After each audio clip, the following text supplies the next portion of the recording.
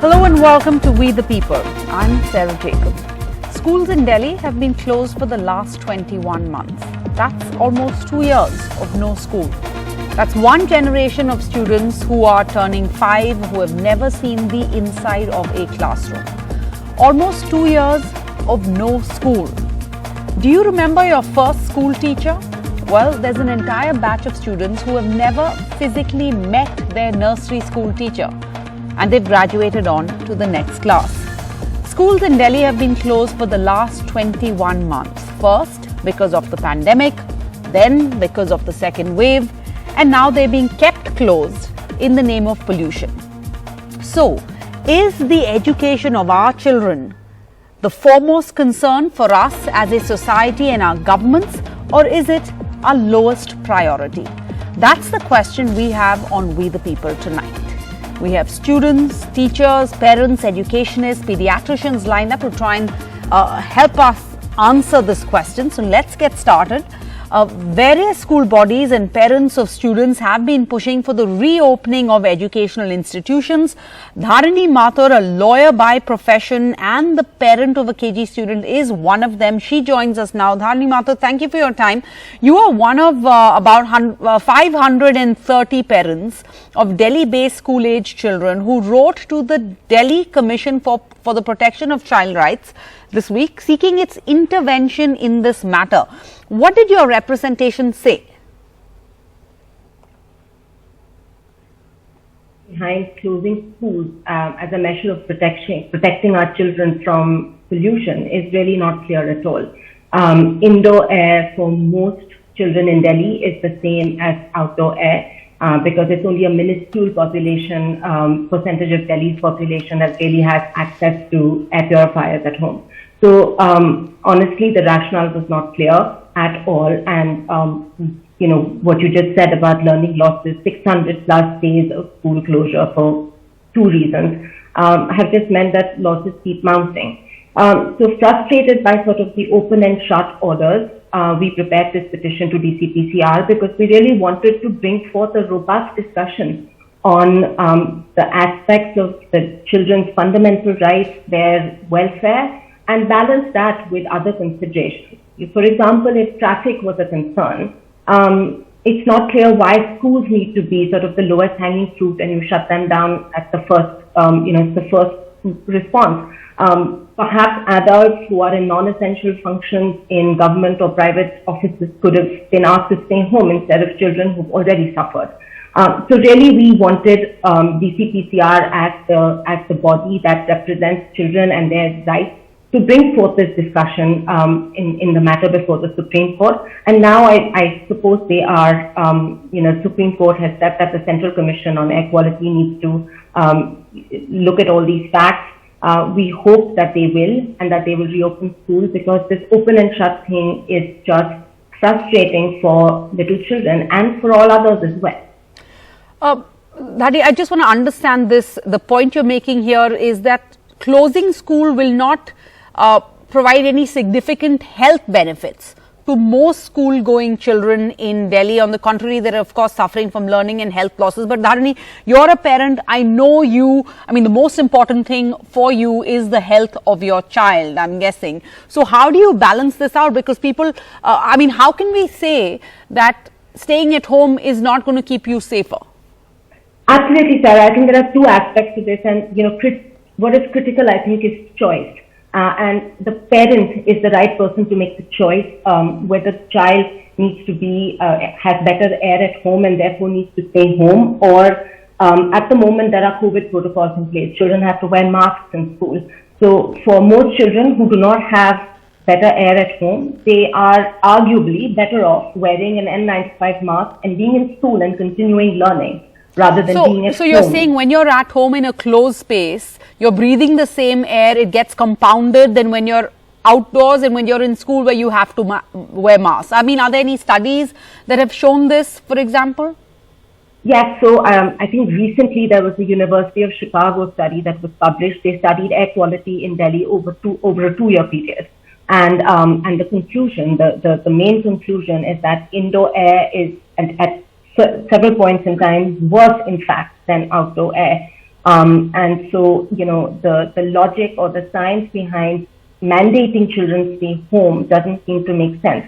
I'm not saying that's always the case. I'm sure there are parents who can provide for better air at home, and maybe they should be given the choice to keep their children at home. Maybe they're children with asthma and they need to have that choice. But for special needs children, for example, there is an overwhelming need to be in school. Or I as a parent may feel that putting a mask on my kid and sending him to school for 2 hours, given the mounting, developmental losses over the last 2 years, is perhaps the better choice for my child. But really the parent needs to be able to make the choice. And it shouldn't be for authorities or for courts to be making that determination. So for 90% of students who don't have air purifiers at home, it doesn't make sense keeping them back home because they're pretty much breathing the same air than they would be in school or at home. All right, understood. Tanya Agarwal is also a parent who is a signatory to this representation made to the DCPCR and to the CAQM. She's also a lawyer. She joins us, and a parent of a 6-year-old child. So Tanya, first I want to ask you as a lawyer, what does this prolonged closure of schools mean to, the right that we have in India, that a child has a right to an education? They do have a right to an education, and that has to be looked at as a right to a meaningful education. Now, there have been several reports saying that many kids in India don't even have access to the online form. And even if they do have access, I can speak for younger kids, it's not very efficient for them. So this is not a meaningful education. I think young kids particularly also learn from each other, and that's completely missing. Like, what can they learn, from a grid of Zoom boxes? Obviously, that learning is very limited. And like I said, for many, there is no access. So obviously, there is an infringement of what our children are entitled to.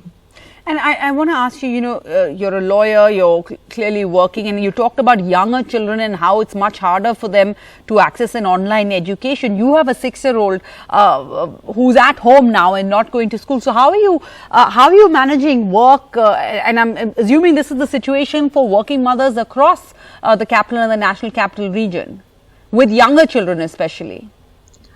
I would think this is a problem. I mean, it's been almost 2 years, so it's very tough to manage. And there are 3 basic problems that I face. That there's no physical activity for my child because there's no school, there's no peer interaction, and obviously there's a risk of academic loss. Now, the school is trying pretty hard, but my child, he's 6, he's unable to focus on a grid of Zoom boxes, so I have to sit with him or at least be close enough to assist. So there's the morning gone right there, right? Now, online hours are much less than the physical would have been. So obviously there's a need for some supplementary teaching. You have to supervise homework, and that's just the academic part.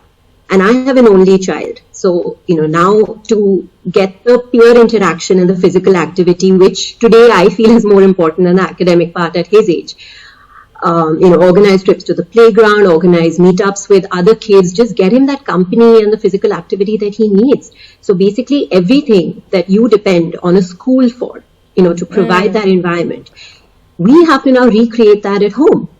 And I think with many things, the burden disproportionately, and this could vary from household to household, but would fall more on the mother.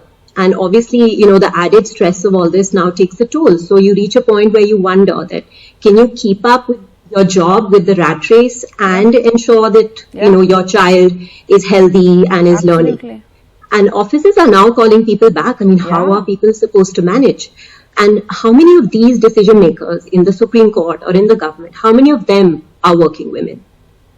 Right. So, and it's been going on 2 years now, so I can understand an office saying, 3 months we can give you some leeway, cut down your hours, etc. But at the end of it, 2 years, we have to get back to whatever we thought was normal. So there is a fallout. There are reverberations of this, and we have not just it's a generation of students, it's also a generation of working mothers who are taking a hit and are definitely affected. Let's bring in another mom, Upasana. Mahtani Luthra is the director of Gurgaon Moms. Thanks so much, Upasana, for your time. I want to first just go over the history or, what happened over the past few months, for example. Last month, after over 600 days of closure, let's take a look at these numbers. Let's pull up our graphics if we have it. Over COVID concerns, the Delhi Disaster Management Authority authorized the reopening of schools for all classes, right, on the 1st of November. But then we had a spike in air pollution that forced them to close 2 weeks later on the 13th. So ironically, schools were kept closed for 20 months only to be reopened around Diwali, coinciding with that annual pollution cycle. So they were opened again on the 29th of November, only then to be shut 3 days later, and children were then sent home on the 2nd of December. This was after the Supreme Court wrapped the Delhi government and the centre over steps being taken or not being taken to tackle air pollution in the capital. So really, I mean, when I even look at these dates, I feel like what a yo-yo, what a roller coaster ride. So much confusion there must be for these, young minds and for these kids. So Upasana, I want to ask you first, how did you explain all of this to your child? That's a lot of disappointment for, someone to face at such a young age. And I know the reality is we want them, this is what it's going to be in life, but we also try and shelter our kids at this age. So Sarah, thank you so much for taking up this topic first of all. And it's been tough enough to explain what COVID is, why we're at home, why they can't go out. And I'm a mom to a special needs child. So these children have a lot of challenges with attention and focus. And in person itself, it's difficult to engage them. Yeah. So with online school, it's a whole new ball game, right? And so then to tell them, okay, now you have holidays because of pollution, and then we are going back to the computer school or to the laptop school. It's so difficult for us to accept that, I really don't know how it plays on their mind. And with special needs children, Sarah, the main issue is with neurotypical children, if their progress and growth is like from A to Z, for a neurodiverse child, it's like from A to B with online school. So it's staggered, it can even plateau, and it can even just become, it can even digress at some points. So especially since we're talking about young children, the first school you're showing them is a screen. Some of them have never even used a laptop, And we try so hard to keep them away from screens. Exactly. Well, the whole of last 2 years has been all screens, I would say. But it was like a little glimmer of hope, and pollution just snuffed it out. Yeah. Well, Vrinda Swaroop joins us, a former Education Secretary for the Government of India. Ms. Swaroop, unfortunately, it seems education has become the first victim of the government's pollution response because of this pandemic first, then like I said, the second wave. Now they're being kept home from school in the name of pollution. I want to ask you the question we started this show with.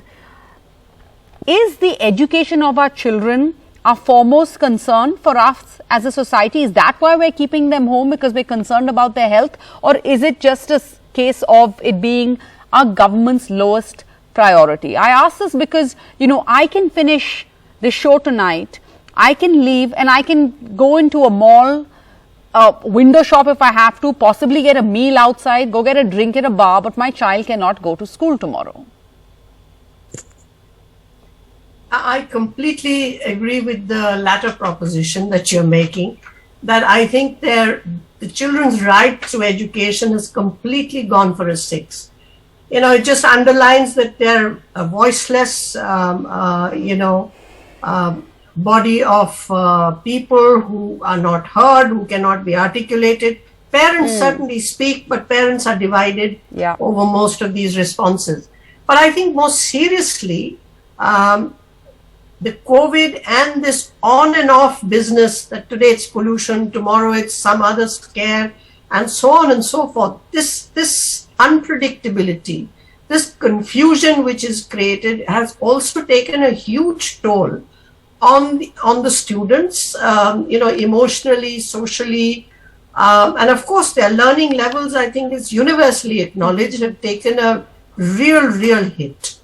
So I think this is one perspective. Parents, as you're hearing, mothers, the anxiety on and off, getting prepared for the child psychologically to go to school, and then suddenly having to pull that child back. Mr. Roop, I'm trying to understand, you've been former education secretary, so I'm trying to understand what the government's response should be to this, what they could possibly be thinking, because we understand the enormity of the pollution crisis and the risk it poses to our children's health.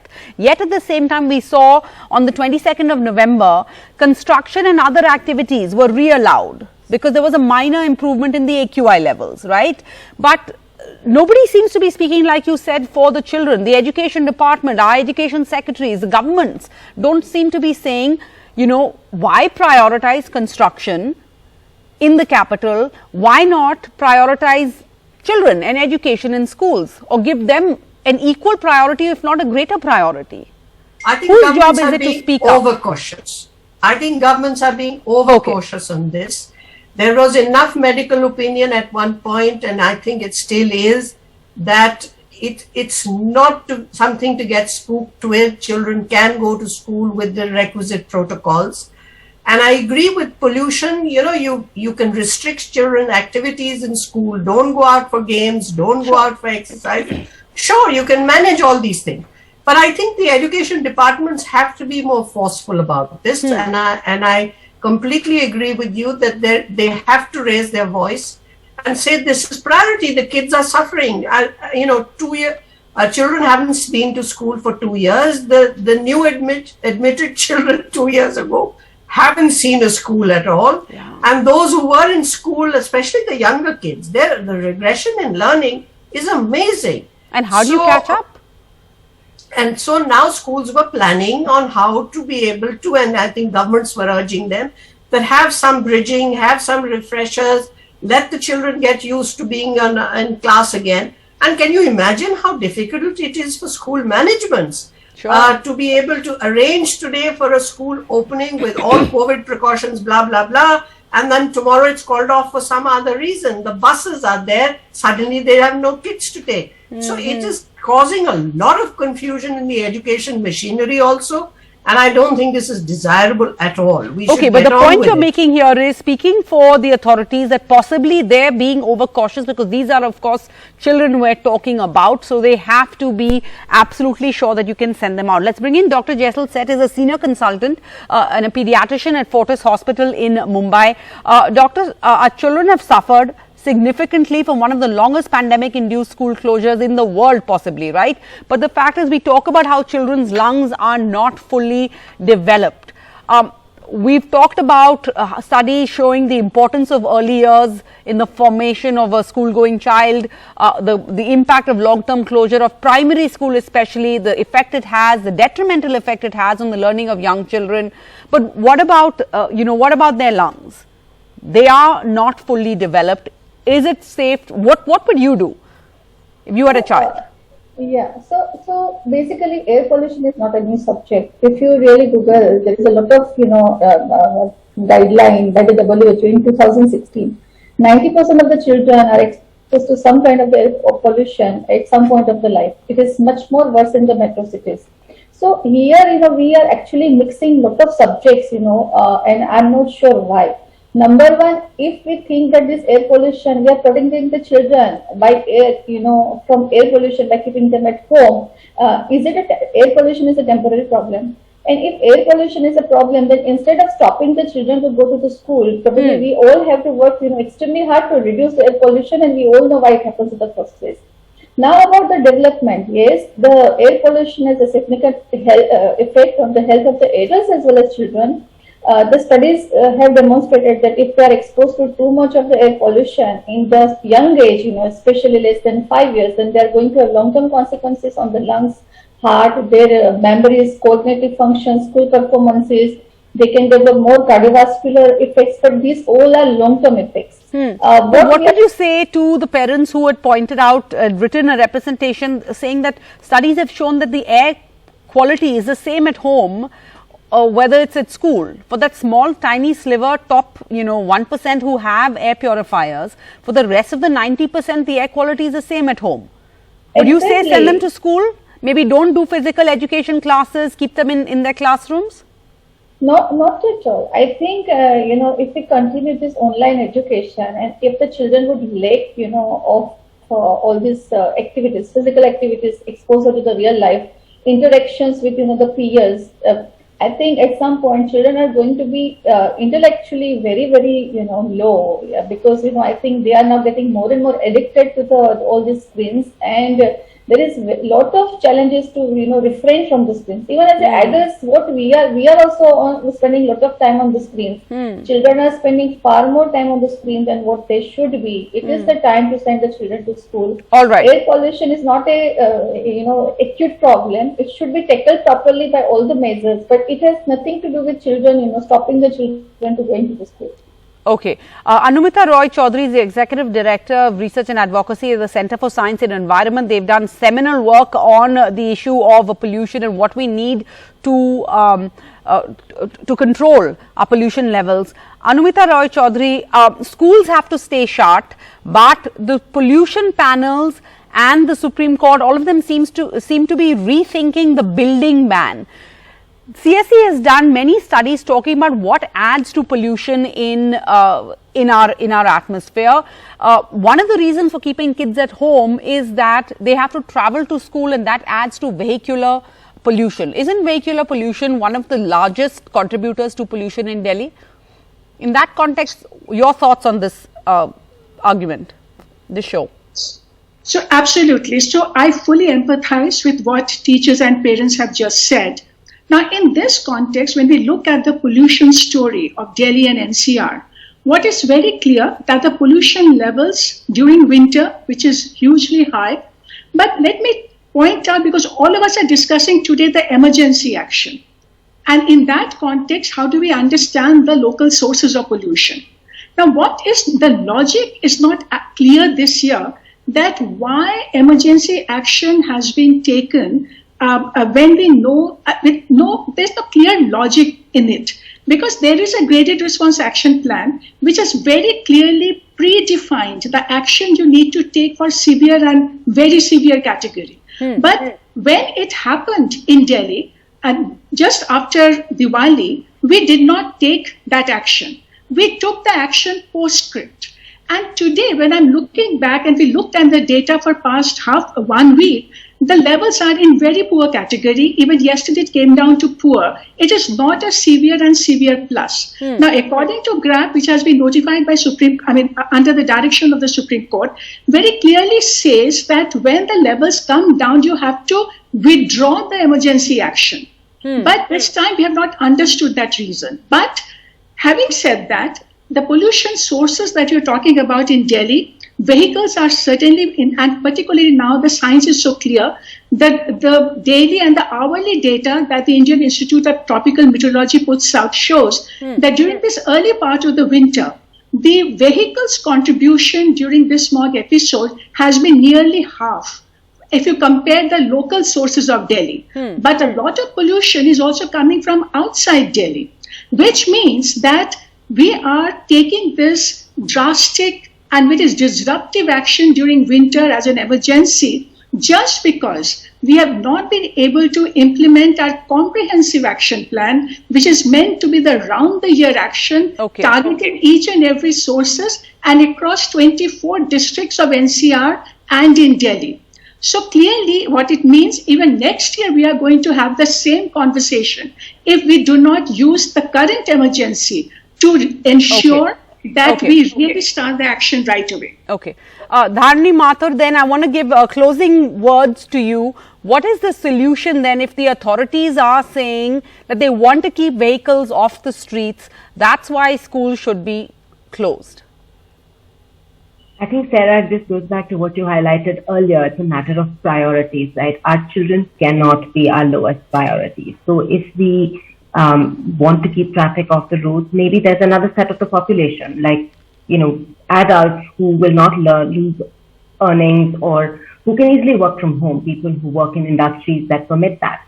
I, for one, have been working from home for 2 years, so it's possible. And that will probably keep more traffic off the roads. Children use school buses, and at the moment it's 50%, capacity in schools. So again, the logic is not clear. And I think like I said before, this, and as Ms. Chaudhary pointed out, this is a long-term problem. Every year we can't open and shut schools like this. We need to find a solution that works. And our children absolutely cannot be, the lowest hanging fruit. The first thing you do is, keep them home. That just can't be the case. We need to rethink this. And just because they lack a voice and a vote, they can't be the ones who suffer this the worst. So I think we need longer term action, but even the immediate emergency response can't focus on kids. And like UNICEF said, schools should be the last to close and the first to open. And we just have not done that. I think we might be failing our kids.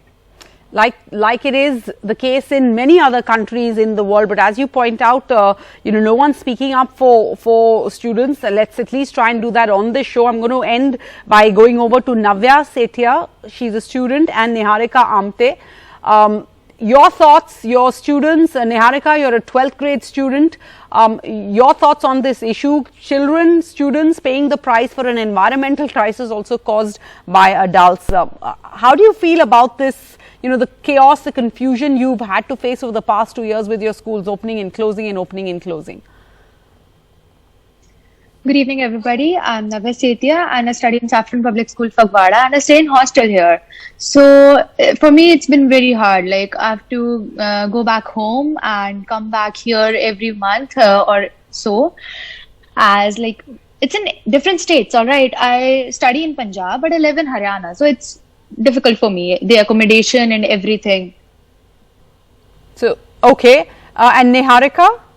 Even though school is quite close by, at the same time, it's confusing to say the least that one day school's open, the next everyone's falling sick, so it's closing again. And that is definitely a hindrance when it comes to education, because as everyone has already said, it's absolutely essential to actually go to campus and learn, because that's where we truly learn. And especially because I'm in 12th grade, or even considering high school in general, from 9th to 12th, it is more than important for us to be there to genuinely understand, because how many more years are going to go in, this entire situation wherein we're losing out on our education and universities invalidating our reports solely because exams were given online. So there's been quite a problem. Yes, I will agree to that. All right. Well, we're running out of time, but we're going to try and keep this conversation going as the issue is going to come up again in court in January, in February. We're going to see the worst months of pollution. Let's try and keep this conversation going and keep the spotlight on this issue, because the education of our children needs to be prioritized. Thank you all for joining us on We the People, the show where we believe it's important to speak up, but it's also important to listen. Thank you all. Bye-bye.